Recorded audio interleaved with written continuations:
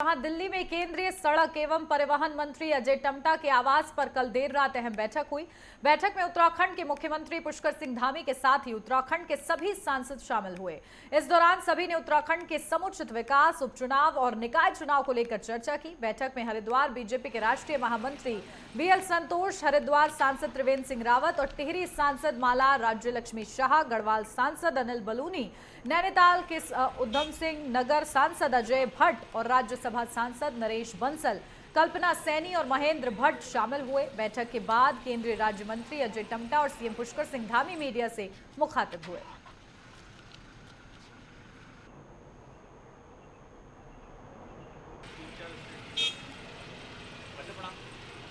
अभी लोकसभा का सत्र चल रहा है जी।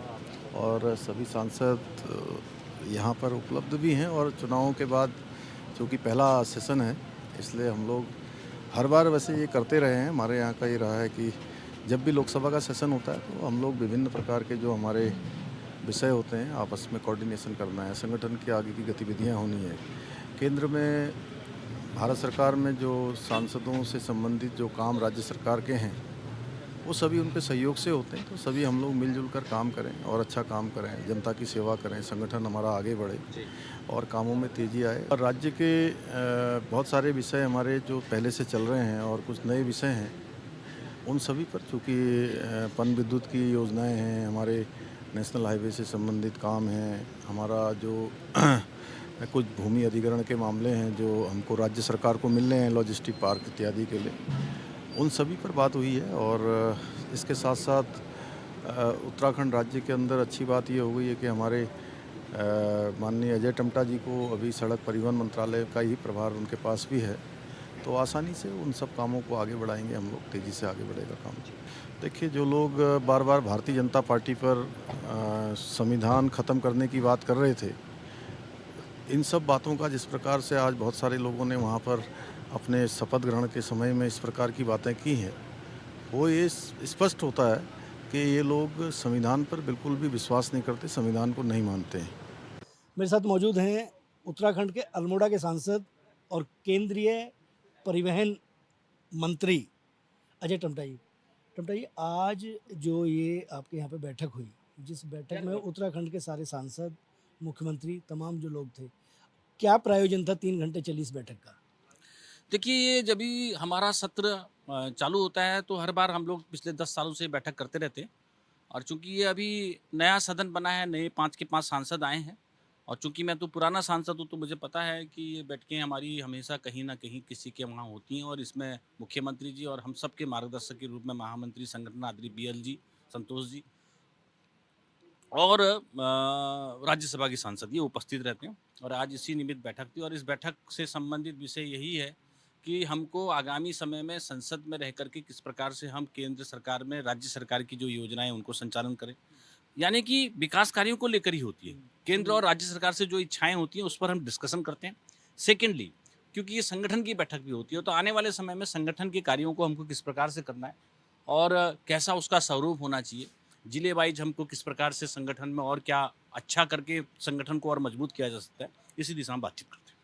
सड़क परिवहन मंत्री बने हैं, बहुत बड़ी जिम्मेदारी है। पिछली बार कपड़ा मंत्री थे, क्या प्राथमिकताएं होंगी इस बार? देखिए, सड़क परिवहन मंत्रालय ने पिछले 10 सालों में जो काम किया है, वास्तव में भारत का चित्रण बदल गया है और मैं सौभाग्यवान हूँ कि आदरणीय प्रधानमंत्री जी ने मुझे इस महत्वपूर्ण काम को दिया है। और मेरा सौभाग्य है, मैं पूरे दिल्ली से लेकर के लिपू लेक दर्रा आदि कैलाश तक अभी सड़क मार्ग से गया हूँ, सड़क मार्ग से ही आया हूँ।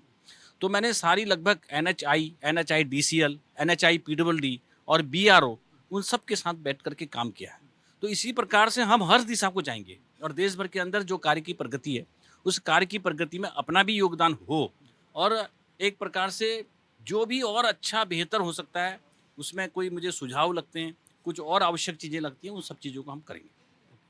आज जिस तरीके की जो परिस्थितियां हैं, क्योंकि कल लोकसभा के स्पीकर चुने जाने हैं, डिप्टी स्पीकर, जो पुरानी परंपराएं हमेशा चलती रही है कि जो लोकसभा के अध्यक्ष थे उनके अलावा विपक्ष का उपाध्यक्ष चुन दिया जाता था, लेकिन जो आज ये बार्गेनिंग हुई है, इस पर आपकी कोई टिप्पणी?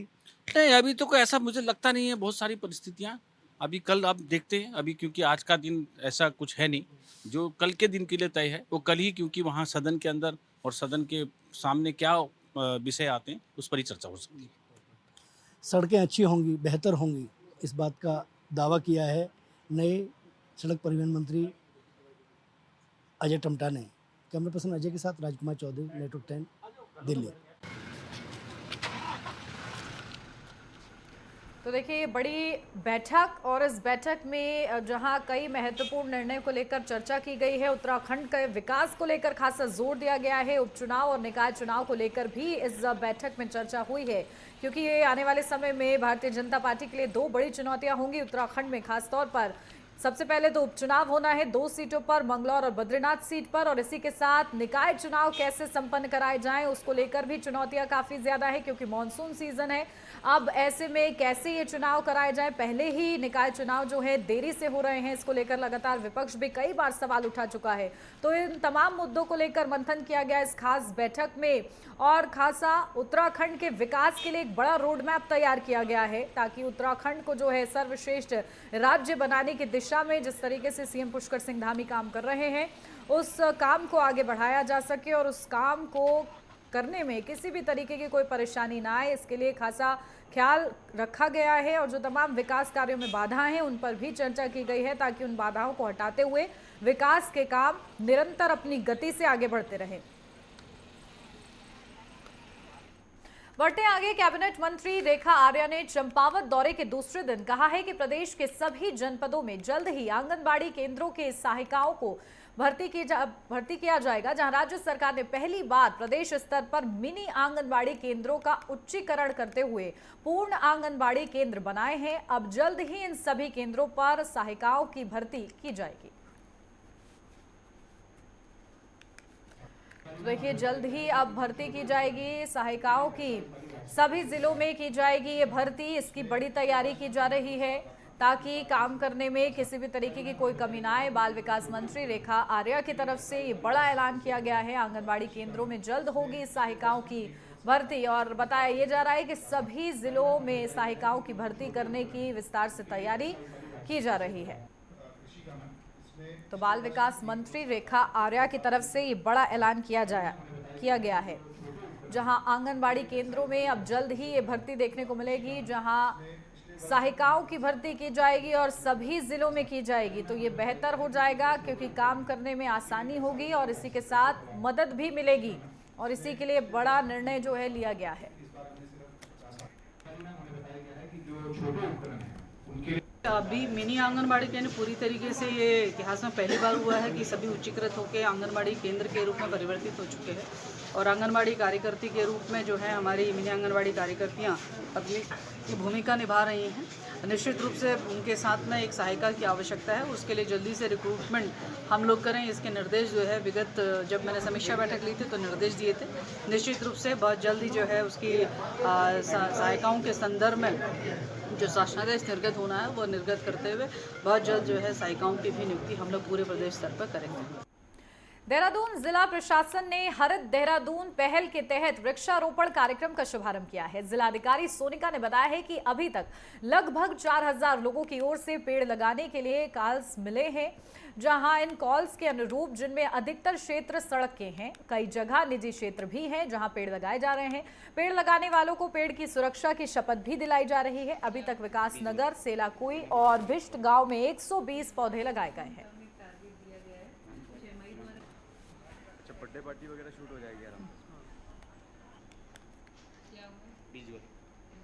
से। हमारे पास अभी करीबन 4000 प्लस पेड़ लगाने के लिए रिक्वेस्ट आई है, और मोर और लेस ये ज़्यादातर जो रोड साइड्स हैं उसमें है, और कुछ प्राइवेट एरियाज़ भी हैं। और जहाँ भी हम लोगों ने करीबन 100 प्लस के करीब हमने पेड़ लगा दिए हैं, और जहाँ भी हम लगा रहे हैं वहाँ पे हम लोग जो एप्लीकेंट है, जिसने ये डिमांड रेज की है, उनसे ओथ भी लेते हैं कि वो उस पेड़ को प्रोटेक्ट करेंगे और उसको फलने फूलने में उसको पूरी तरह से सपोर्ट करेंगे।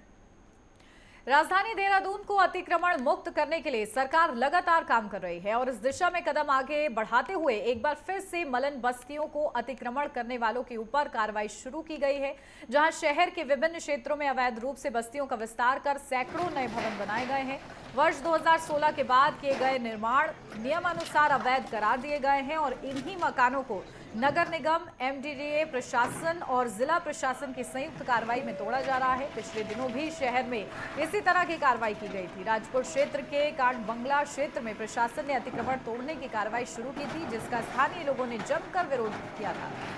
तो अब कांग्रेस इसे मुद्दा भी बना रही है। आपको बता दें कि प्रशासन ने इन क्षेत्रों में सर्वे के लिए 2016 से पहले बिजली, पानी के कनेक्शन और अन्य सरकारी सुविधाओं के आधार बनाया था और इसी को देखते हुए इन सभी निर्माण को अवैध करार कर उनको तोड़ा जा रहा है।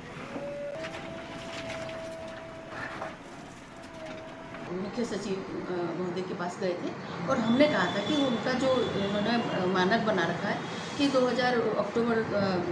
मार्च 2016 का उन्होंने ये बना रखा है कि कट ऑफ डेट कि उससे पहले जिन्होंने बिजली का कनेक्शन लिया हुआ है, तो हम ये रिक्वेस्ट करने गए थे कि आपने जो आधार माना है बिजली का कनेक्शन का 2016 का, उसको क्योंकि सभी लोग तो सक्षम नहीं थे, कई लोगों ने तो अभी तक भी वो 2010 से बैठे हुए, 2002 से 4 से बैठे हुए, लेकिन वो कनेक्शन तो ले नहीं पाए। तो हमारा रिक्वेस्ट ये था कि आप और कोई आधार मान सकते हैं, राशन कार्ड मांग सकते हैं, आप वोटर आईडी को उसका आधार मान सकते हैं और आधार कार्ड को ले सकते हैं। तो इसके लिए तो उन्होंने हम लोगों को आश्वासन दिया था कि ठीक है, हम उसका कोई भी मौके पर आएंगे।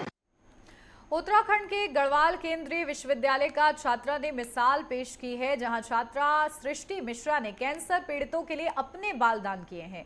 सृष्टि को देखकर उनके साथ कॉलेज में पढ़ने वाली छात्राओं ने भी प्रेरणा ली है। छात्राओं का कहना है कि सभी को इसी तरह से लोगों की मदद के लिए आगे आना चाहिए।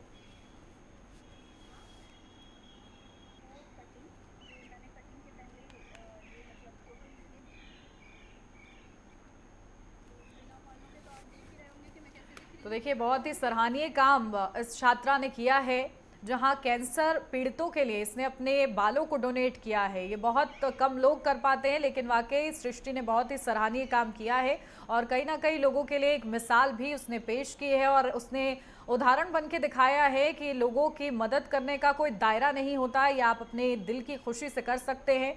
और जो काम किया है उसकी हर कोई सराहना करता हुआ नजर आ रहा है।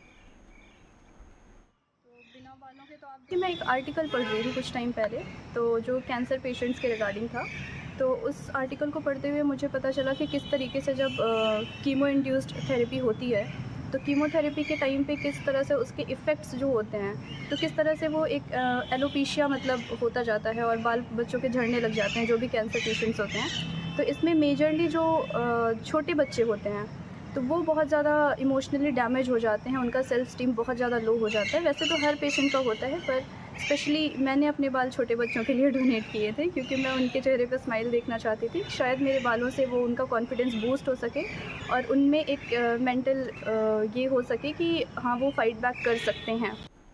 देहरादून प्रशासन, नगर निगम और एमडीडीए अब 2016 के बाद हुए अतिक्रमण को हटाने के लिए अवैध कब्जेदारों को नोटिस देकर कब्जा हटाने की कार्रवाई कर रहा है। अभी तक 2 दर्जन से अधिक कच्चे पक्के मकान ध्वस्त किए गए हैं, जबकि 2016 के बाद के 500 से ज्यादा अतिक्रमण प्रशासन की ओर से चिन्हित हुए हैं। इसी क्रम में एमडीडीए की ओर से 250 चिन्हित अवैध निर्माणों पर कल से जेसीबी चलने जा रही है और इसी को लेकर विपक्ष लगातार सरकार पर सवाल खड़े कर रहा है।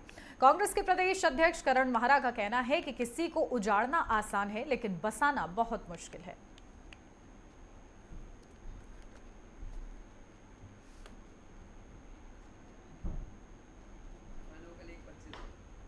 मैं एक चीज का बड़ा स्पष्ट फॉलोवर हूँ। मैं चाहता हूँ कि, या मैं सोचता हूँ कि किसी को उजाड़ना आसान होता है, बसाने की प्रक्रिया होनी चाहिए। ये राज्य जो है और ये राष्ट्र जो है वो यहाँ के रहने वाले नागरिकों का है और नागरिकों की सुरक्षा करना, उनके रहने का, उनके पानी के पीने के पानी का प्रबंधन करना, उनकी शिक्षा स्वास्थ्य का प्रबंधन करना, ये सरकारों का और प्रशासन का काम होता है।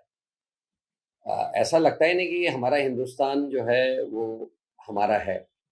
आज ऐसा लगता है कि शासकों का शासन हो गया और बाकी जो गरीब जनता है उनका कोई रखवाला नहीं है। किसी का भी घर तोड़ दे रहे हैं, किसी को भी 15-20 साल से रहने वाले रिहायशी आदमी को उसको बेघर कर दे रहे हैं। बच्चों को लेकर कहाँ जाएंगे इसका भी ध्यान नहीं है। लोकप्रिय सरकारें वो होती हैं जो गरीबों को, मजलूमों को बसाने के लिए पहले कोई योजना लाती है और जहाँ ऐसी दिक्कतें होती हैं उनको वहाँ बसाया जाता है। जब ये जिस चीज़ को अतिक्रमण कह रहे हैं तो उसमें एनजीटी का भी हवाला देते हैं। मैं ये पूछना चाहता हूँ, जो यहाँ पुलिस ऑफिसर्स कॉलोनी है वो कहाँ बसी हुई है? यहाँ जो विधानसभा बनी है वो कहाँ बसी हुई? अनेकों बड़े बड़े लोगों के रिजॉर्ट्स बसे हुए हैं इस नदी के किनारे। उनका क्या है? उस पर क्या कार्रवाई हो रही है? तो ये सरकार को स्पष्ट करना चाहिए। गरीबों का आशाना उजाड़ना आसान होता है,